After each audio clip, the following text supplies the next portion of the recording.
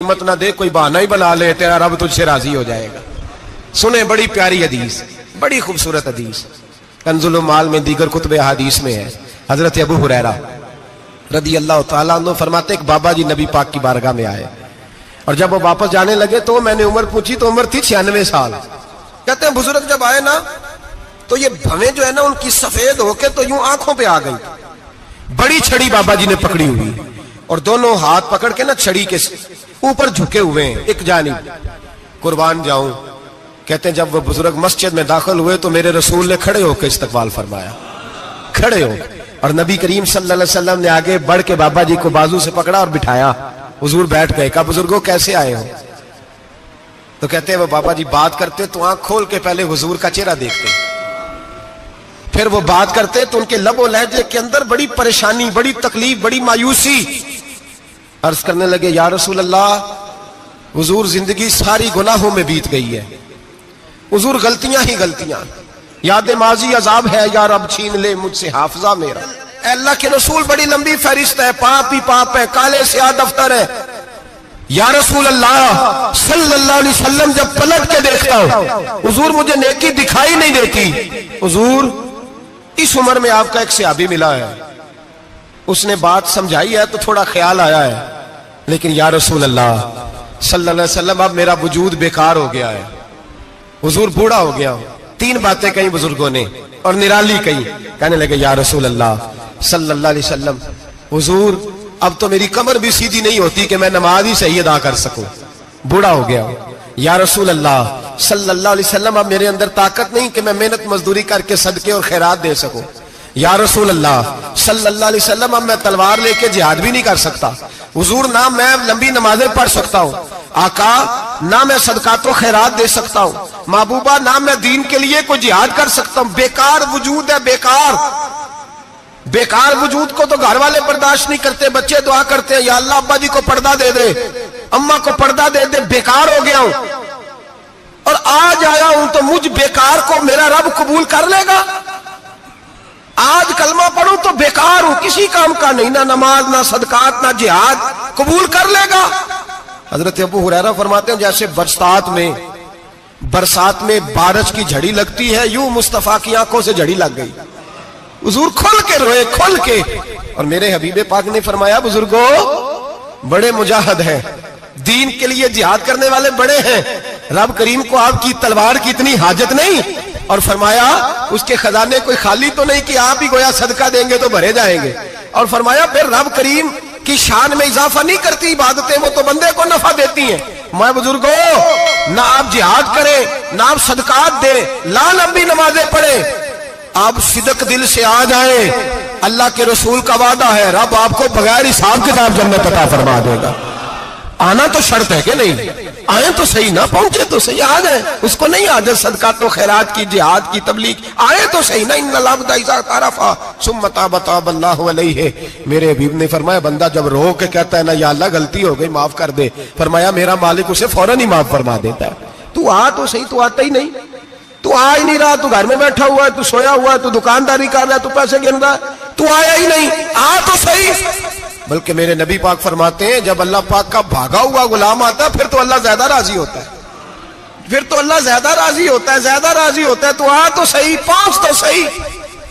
बल्कि सूफिया तो और बात करते हैं, वो कहते हैं तू कभी भूल के भी रब रब करे तो अल्लाह तो उसे भी कबूल कर लेता है, भूल के। मुल्ला रूमी कहते हैं बनी इस्राइल का बंदा है, सनम पत्थर को कहते हैं, बुत को कहते हैं, बुत के सामने खड़ा है और सारी रात कहता है या सनम या सनम या सनम, ए पत्थर ए बुत, सारी रात पुकारता रहा।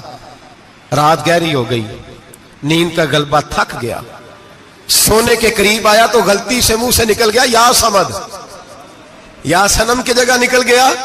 रब करीम ने फरमाया जिब्रील दौड़ के जा, जो मांगता इसे दे दे। हजरत जिब्रील अर्ज करते हैं मौला भूल के तेरा नाम ले रहा है, भूल के ले रहा है। तो रब करीम ने फरमाया चल नाम तो मेरा ही ले रहा है ना, मेरा ले रहा है ना, या अल्लाह। वो अल्लाह करीम ने फरमाया झूठे के सामने सारी रात का खड़ा है, सारी रात का पुकार रहा है, उसे कुछ नहीं मिला तो सच्चे का नाम लिया है। अगर मैं भी कुछ ना दूं और बुत में और मुझ में फर्क क्या रह जाएगा? जा जो मांगता है झोली भर के दे, नाम तो लिया है ना। ओ भाई तू बहाना तो बनाना, वो आ तो सही ना, तू यहां आ जा, पहुंच जा। आ जा, बस बैठ जा, उसकी बारगाह नाज में हाजिर तो होना, तुझे फुर्सत ही नहीं।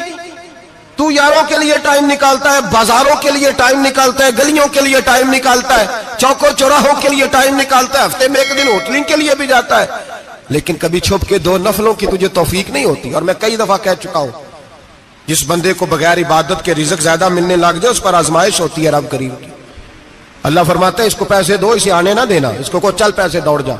लोग समझते हैं मैं बड़ा ज़हीन हूं, अक्लमंद हूं, देखो मैं अपनी होशियारी से चालाकी से आगे निकल गया। तो आजमाइश है, ये तो आजमाइश है रब करीम की तरफ से, ये तो उसकी खुफिया तदबीर है। मेरे भाई उसकी बारगाह नाज तक जो आ गिरा, आना तो हमारी जिम्मेदारी है कि नहीं, फिर उसकी रहमत आगे बढ़ के इस्तकबाल कर लेती है, फिर अल्लाह का फजल उसको थाम लेता है उस बंदे को। और खुदा की रहमत कितनी ज्यादा है, मेरे हबीब करीम सैयद आलम सल्लल्लाहु अलैहि वसल्लम ने फरमाया अल्लाह ने अपनी रहमत के 100 हिस्से किए। हुजूर फरमाते हैं एक हिस्सा अल्लाह ने दुनिया में नाजिल किया है। कितना? एक हिस्सा। फरमाया ये जो माँ बेटे से प्यार करती है, बाप बेटे के लिए मजदूरी करता है, ये जो बहन भाई के लिए रोती है, ये जो बीवी शौहर के लिए दुआ मांगती है, ये जो बच्चे माँ बाप से प्यार करते हैं, फरमाया ये उस एक रहमत का नतीजा है, एक रहमत का नतीजा। तो सहाबा कहने लगे या रसूलल्लाह वो 99 किधर है? नबी पाक ने फरमाया रब करीम ने संभाली हुई है, कयामत के दिन तुम्हें अता फरमाएगा। अभी तो एक नाज़िल की है, अभी अल्लाह ने। एक बुजुर्ग थे, हमें तफसीर पढ़ाया करते थे, तफसीर के उस्ताद थे।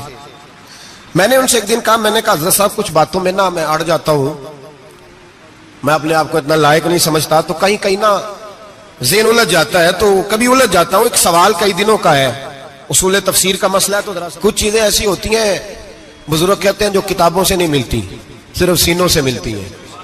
कोरस तो फकत लफ्ज ही सिखाते हैं, ये आदमी है जो आदमी बनाते हैं।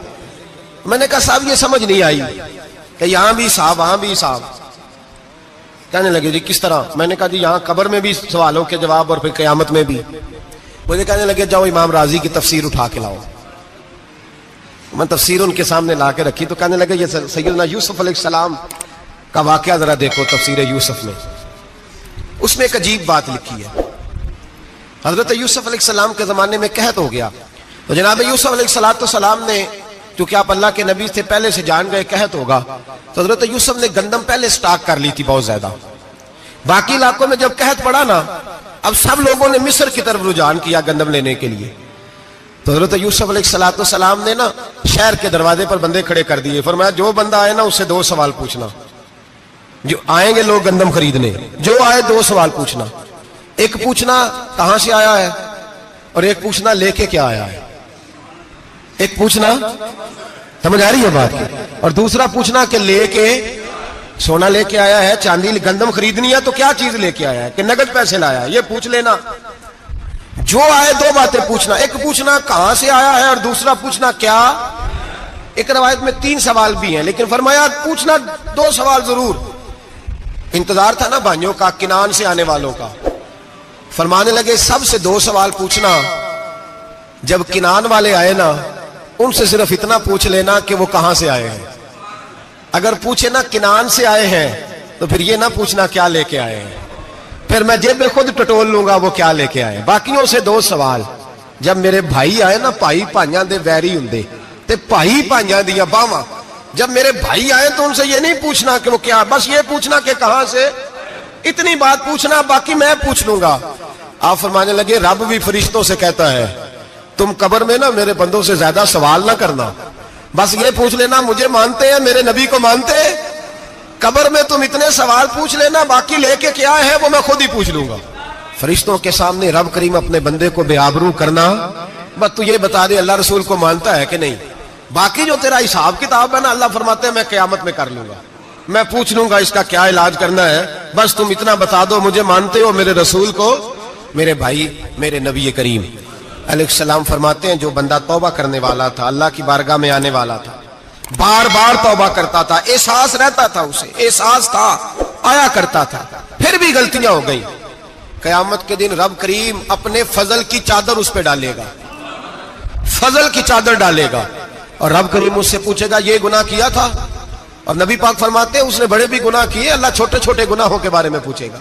ये गलती की थी, ये गुनाह, बंदा डर रहा है, वो कह रहा है पता नहीं सजा क्या मिलेगी, क्योंकि दुनिया में भी डरता रहा, यहां भी डर रहा है। शर्त यह है कि एहसास वाला हो, आता रहो, फिर भी गलतियां हो गई, ख्याल करता था, मेहनत करता था, नेक होने की जद्दोजहद करता था, कोताहियां रह गई। ये गुनाह किया था, या अल्लाह भूल गया था, ये गुनाह किया, अल्लाह मुझसे गलती हो गई, यहां भी किया था, या अल्लाह गलती हो गई। नबी पाक सल्लल्लाहु अलैहि वसल्लम फरमाते छोटे छोटे गुनाह